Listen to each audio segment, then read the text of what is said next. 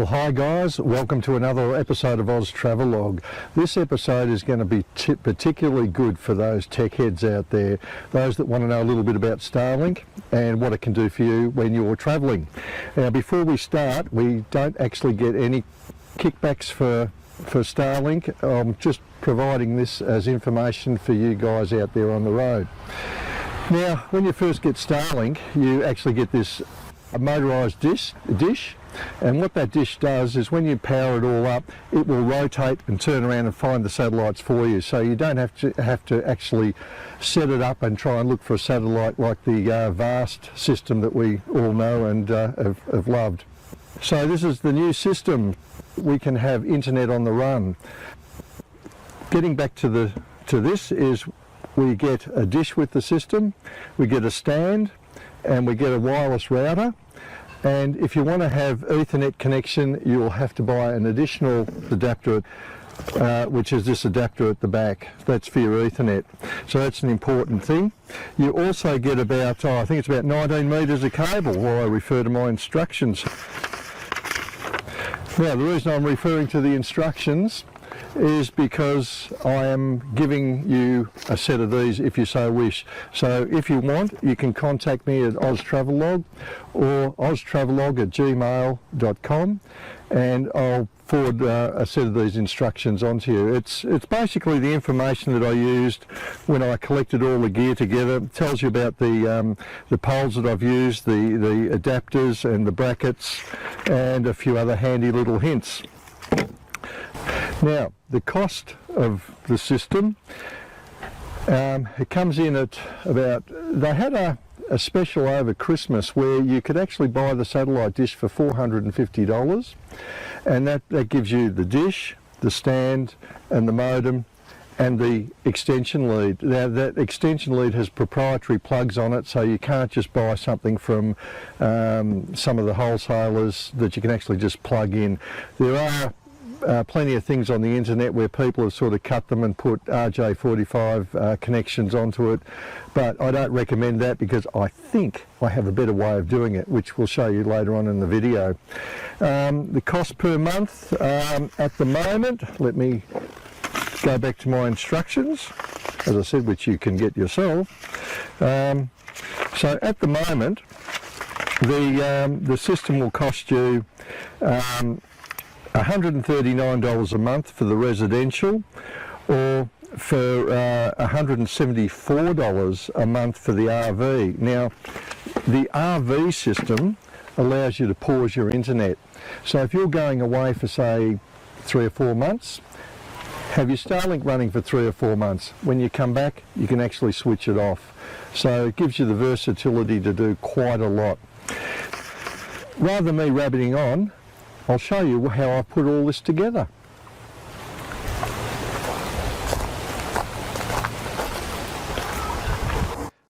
What I'm going to do now is show you some of the parts. Now, we got a pole from Bunnings and it comes in this rotten green colour, and I couldn't stand that, so what I've done is I've actually sprayed the pole.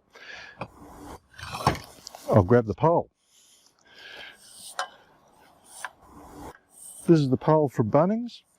Now, what you can do is you can actually extend this out, you know, to some maximum height. But what you'll find is you only want it to go above your caravan. Now, when I bought the pole, it comes with the top section, which is this.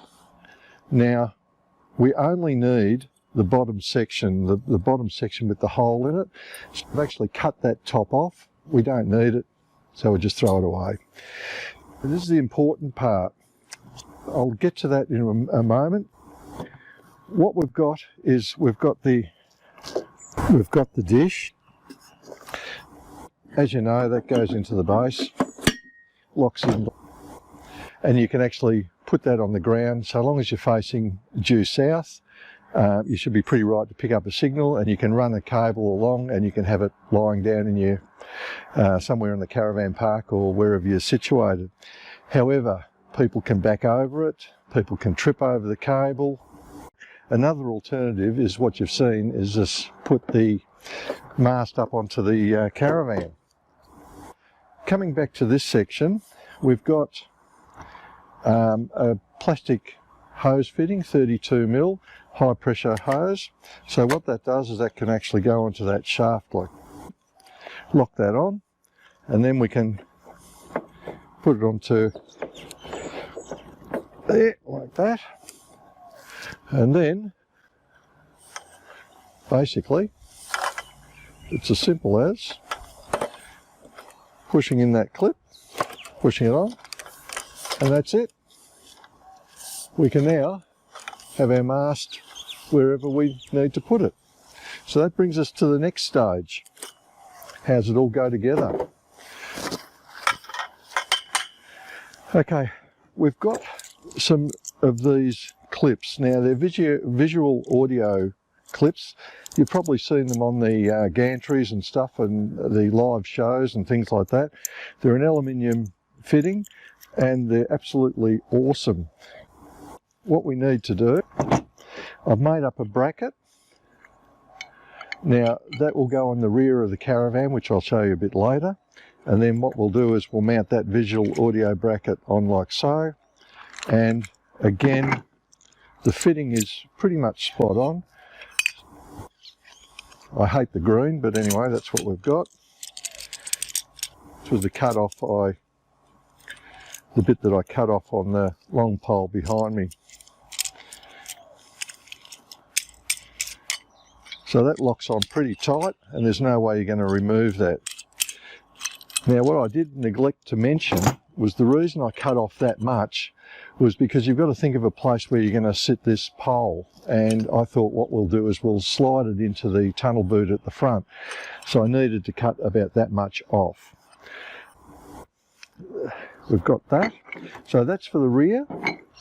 That's that one. Now I'm also going to put another one at the front of the caravan. Now the reason for that is that if we park the caravan in underneath some trees, we might want to put the satellite dish out the front of the van, or we might need to put it out the back. That was for the rear of the van. Now I'm going to make another one up for the front of the van. This one's a little bit different. I've got two brackets. They'll go over the A-frame, front of the caravan. That will go on the top, and then again these will be mounted like so. They're the mounting brackets. Yeah, they're the mounting brackets for the front part of it, and again that's what it's going to look like once we clamp it to the A-frame. One other thing I was thinking about is that when you've got the pole mounted and you've got it all clamped up on your clamps, you might need a base. You know, that's just to steady it. Now the base I had a piece of pipe which was just slightly bigger than the diameter of the pole, and I put two angle brackets on the side and put a bolt through the centre. And also what I've done is inside here is put a spacer in there so that when you do the bolt up you don't crush the pipe. Just to show you how that works, I'll grab our little pole again and very simply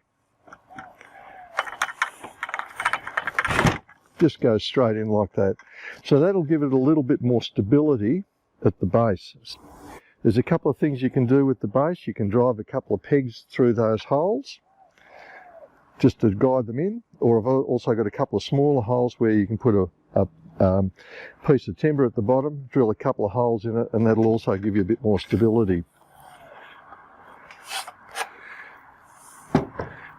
There we go. The other thing I was going to mention too is I'm using some high tensile nuts and bolts to at least bolt these together. So that'll go through like so, that'll bolt through. And then what I'm also going to do is to use nylon nuts. They've got a nylon washer on the inside which prevents them from absolute undoing, especially when you're driving. I think with all of that, we need to go out the front and put all these on the vehicle, and then you'll see how it all goes together. But guys, is the nuts and bolts of it. I will have some more detailed instructions. If you want to contact me, I'm happy to share that with you. Anyway, let's get this thing on. Okay, now if the dish stand setup isn't suitable, what we can do is use the pole. Now this is the pole that I was talking about, and we'll show you how that goes together. Now I've already put the bracket onto the caravan, so I'll give you a good look at that. That's the bracket there, and on the other side, that's how we bolted it all up. And I did put some rubber on the back here just to give it a bit more grip so it doesn't slip and slide around the place. So now I'll show you how we put it together. First thing we must do is take the dish out.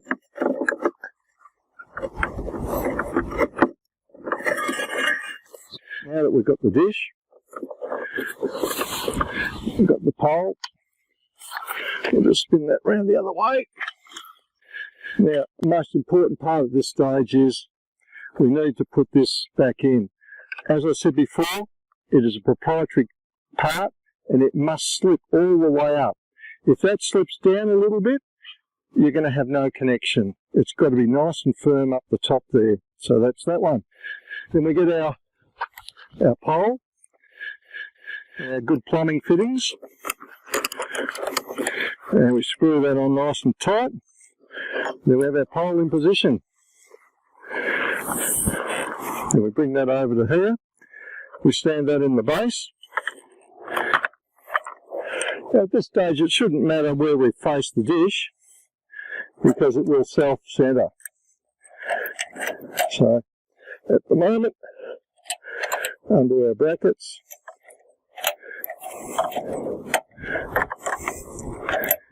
should have undone these a little bit more before I started, shouldn't I? Never mind. All part of the game. So that's the first one. I'll explain the locking mechanism in a second, but we need to do that.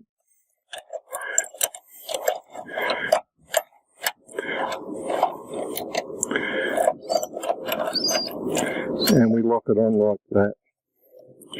So now that's a really good, solid, two-part system. I have actually drilled some holes, some smaller holes in the back of this bracket. You can actually put a board underneath and a couple of screws straight into the board and make it a flat base, or you can use these larger holes to put in some tent pegs. Now I've got a standard lock on here, so what I can do is actually just lock that up and then put a chain around here and around here, and then that pole's not going anywhere. So there we've got it all set up and ready to go. So what we might do now is we'll power it up, find our satellite and see how we go.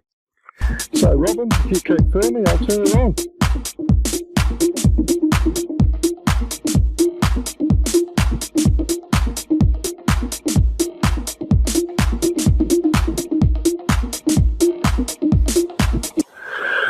And there we go. We have got internet. So that's the front one. I'm going to show you the back one now. About 3 options that we can use for this setup. So we can have it at the front here, or we can actually have it at the back. Depending on where your trees are, where you're situated, depends on where you're going to put your Starlink pole, or you're going to use the base. We'll disconnect from here and we'll take it round the back now.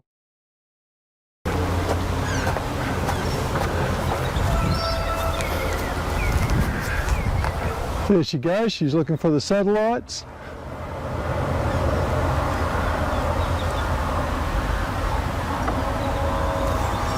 And we are locked on. One other thing I forgot to tell you about is that the Starlink doesn't operate off 12 volts. You've got to run it off 240.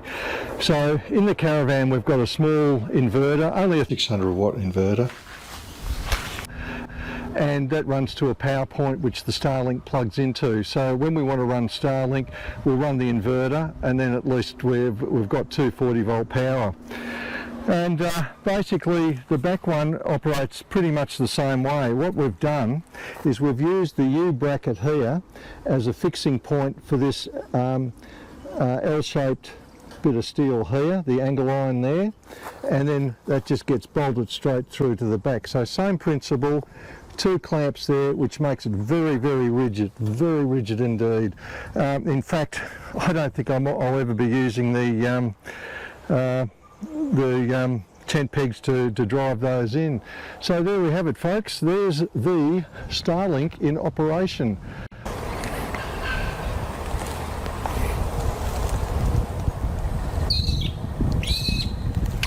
Okay, now I'm going to show you what we've done in regards to the data cable that we've got. We've got this great box here. We've got that from Super Cheap Auto. It's a medium box, and you can actually just unclip it, open it up, and we've got all our data cable stored in here. Now what I've done is I've actually run the data cable from inside the caravan through this conduit, 25mm conduit, through the flexible hose, and then into the box there. You'll see 2 data cables there. One is for our Starlink. Now the Starlink has these proprietary plugs on it, so that's what I was saying before. You can't really just cut these off willy-nilly.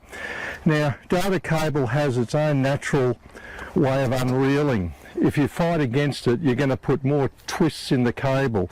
So I'm going to carefully unroll this.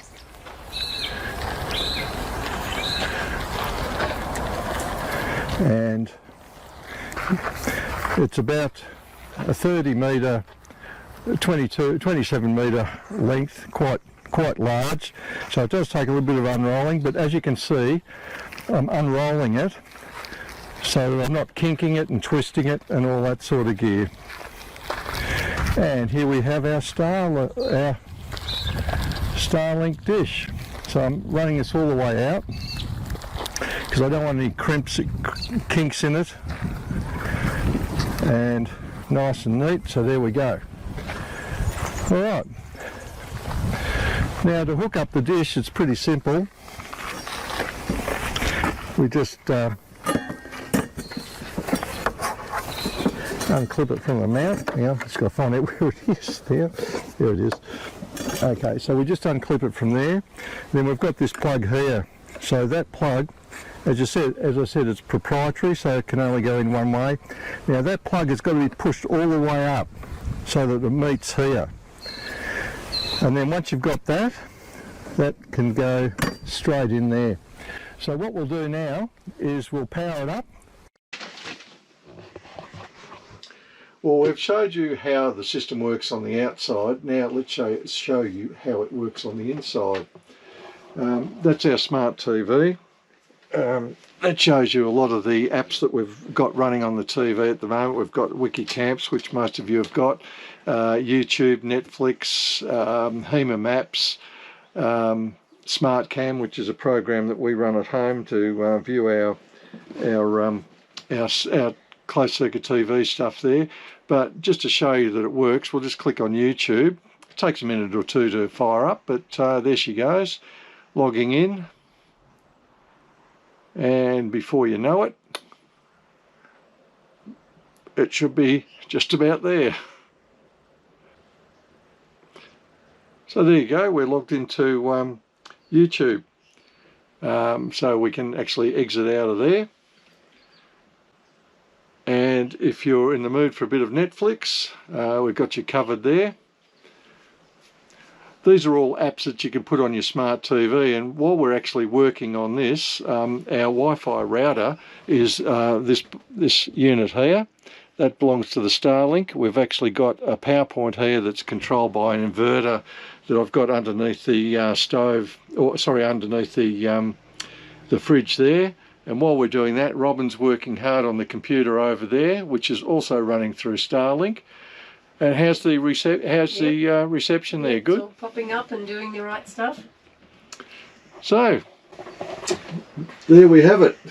Starlink certainly is going to change things for the way we travel in the future, that's for sure. So, if you need any more information, don't forget to hit me up with that that sheet that we've got, and yeah, we'll see how we go. Well, hi guys, I hope you've enjoyed the information on Starlink. It's pretty amazing. It's going to be certainly a game changer. Yes, well, we're here at Green Hill Lake. Stayed 2 nights free camping, and we have a beautiful view out here. Green Hill Lake's about 2 kilometres east of Ararat, so that's heading towards Melbourne, and it's a beautiful spot. Highly recommended. Put this one on your list. Okay, I made a quick little note here because there's a lot of information we've been trying to get across to you guys with Starlink, because Starlink is going to be a game changer. There's no two ways about it. I think this will be the way of the future. Just to recap, I was checking on the internet last night, and I found that they still had the 2 months free service. Yep. So if you sign up for Starlink, it will cost you $450 at the moment, and with that you get 2 months free, but you must use the link that states that, so you might have to do a little bit of searching, but it's worth the search. And it might also pay to join some of the Starlink groups on Facebook. They'll give you some more up-to-date information, because we don't know when you're going to be looking at this video. It could be in 2 years' time, so all this might be out of date. So, recapping, 2 free months connection. You've got 2 different types of accounts that we're really concerned with. One is residential, which is about $139 a month. The second one is the RV version, which is now being changed to roam. I suppose that's roaming. Roaming around. I have read some information on Facebook last night that roaming was meant to be just for the terrestrial, not the waterways. So we'll have to find out more information on that as we go. Now, the way Starlink actually works, most of the satellite phones and things that we've been using have been using the GEO satellites, which are about 35,000 miles up? Kilometres or miles? Oh, 35,000 kilometres straight up. Whereas the Starlink is closer to the Earth. It's only about 550 kilometres. So the reason for the closeness is a thing called latency. Latency is the time it takes for your data to reach the satellite, then from your satellite to your ISP to your device. So it's well worth investing in Starlink, because, as I said, your latency will be a lot better. There are now more satellites in orbit around the Earth, which I'll show you some information on that. So what do you get with your $450 that you're gonna part out? Well, you get your Wi-Fi router, a motorized dish. As we've shown in the video, the dish is motorized, so it actually will locate the satellites for you. You don't have to worry about that. There's also 23 meters of data cable, which, as you see, we can actually run it further out depending on where we are. We can use the ground-based dish for that, or if you want to bring it closer in, you can actually wind it up and have it on the front or the back of your caravan, whatever you want to do. Now, at this point, I'd like to show you what I do with how I roll up an extension lead, which also I do the same for the data cable, because with data cable and electrical leads, they all have a natural twist in it. Now, that natural twist is to counteract or cut out, well, interference, let's say. I'm trying to make it as simple as possible, because it's more technical than that. But let's say it cuts out interference. The more twists in the cable, it cuts out the interference it's going to be injecting into the cable. So when you roll up your cables, never roll it up with your lead, arm and shoulder, that sort of thing. What that's going to do is put more twists in the cable. But look, have a look at this, and we'll show you how to reel up the cable. Yep, looks good.